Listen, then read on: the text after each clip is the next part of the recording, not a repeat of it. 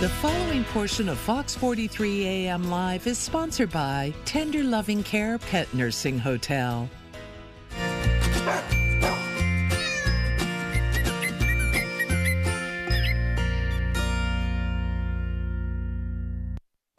Leslie with Tender Loving Care Pet Nursing Hotel is joining us for our latest edition of Everything Pet. Leslie, good morning. Good morning, Dane. So last couple of weeks we've been talking about poison awareness for our furry little friends, and this week we're looking at the dangers of the bird flu for our cats and dogs. Now I want to start out with dogs, because I understand bird flu hasn't quite affected dogs like cats, really. Yeah, that's correct. I haven't read anywhere where dogs have been impacted by this, which is interesting because, as we always talk about, dogs are always out and about in places that we don't want them, but they have not been affected as of yet, just cats. Okay, so yeah, let's definitely talk. Let's get into cats now. What we've heard rise of bird flu cases for some months now, if not longer. What seems to be the risk that cats are able to catch bird flu? Yeah. Actually, we've been talking about it and heard reports since August. Your station, the station, actually talked about impact in Manhattan just earlier this month, and really what's happening is there are raw food diets that cats eat. That's being impacted because it's poultry, and this is a bird flu. Droppings of wild or infected pets, birds I should say, and then also, you know, if they're around mammals such as cows that are affected or birds, that can all translate into cats actually getting the bird flu. And so it's a thing. It's happening. Okay. So yeah, I was going to say, like, are there any recent cases that come to mind? Yeah. So Pottawatomie County has talked about the fact that they have had some bird flu cases. Kansas City, Missouri has had some. New York City has had 2 cases that were confirmed. And as I mentioned, Manhattan has seen cases of bird flu. So it is starting to... Definitely something to look out for, for us cat owners out there. Yeah. What symptoms should we be looking out for?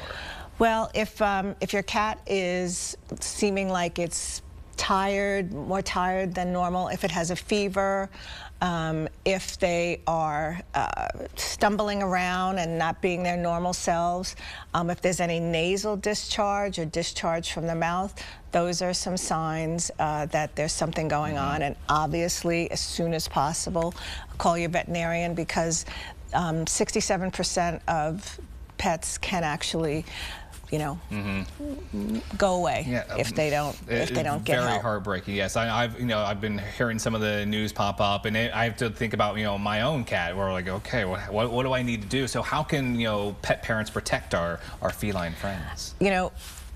In this country, we're lucky because most cats are indoor cats. Now, moving over to Kansas and Missouri, where we're more of a farming type industry, there's a lot of outdoor cats. They're there to take care of, pests and to be friends to us as well. But the most important thing is to keep them indoors now with this going around. Try not to feed any unpasteurized milk. And also raw diets that are poultry-based, those are also dangerous. So I'm not saying don't do it, but just be careful and be aware. Yeah, definitely look out for the symptoms of your cats. Kind of make sure they're all doing all right. So what are you guys doing over at TLC Pet Nursing Hotel to help protect cats? When we have cats coming in, we're checking them to make sure they don't have any signs of bird flu. And most of our pets that we have are indoor pets, but we still want to check because we don't want that disease spreading to any of our other guests at the hotel. So we're trained on what to look for and to make sure that this isn't something that'll be spread from our, in our hotel or from the pets that come in to stay with us. And I know we're talking about this whole thing, and my anxiety rises up when I worry about my pets. Yeah, how worried should people be? Are we talking more precaution right now, or is there something that, like I said, it is in a couple spots around the area? Right. What's the danger level possibly? I think the danger level is actually pretty low, but it's better to be aware yes. than not to know. And to, just check your pets, make sure, because cats, they love to hide. And so they're not always visible to you. So I think it's really important just to check on them every day, make sure they're fine. And if not, if you have any concerns, you can also call pet poison control or your veterinarian, or just take your pet. And cats hate going to the veterinarian. Getting cats into the cat carrier to go to the veterinarian is not pretty. I don't even think about that. Right, but in this case, it's urgent that you make sure you do that. Oh, wonderful. Leslie, thank you so much for keeping us aware of some of the situations that are going on out there, and helping us protect our furry friends at home. Absolutely. Thank you, Dane. Thank you. And everyone, please, to learn more also about tender loving care, head on over to tlcpetnursinghotel.com. The preceding portion of Fox 43 AM Live was sponsored by Tender Loving Care Pet Nursing Hotel.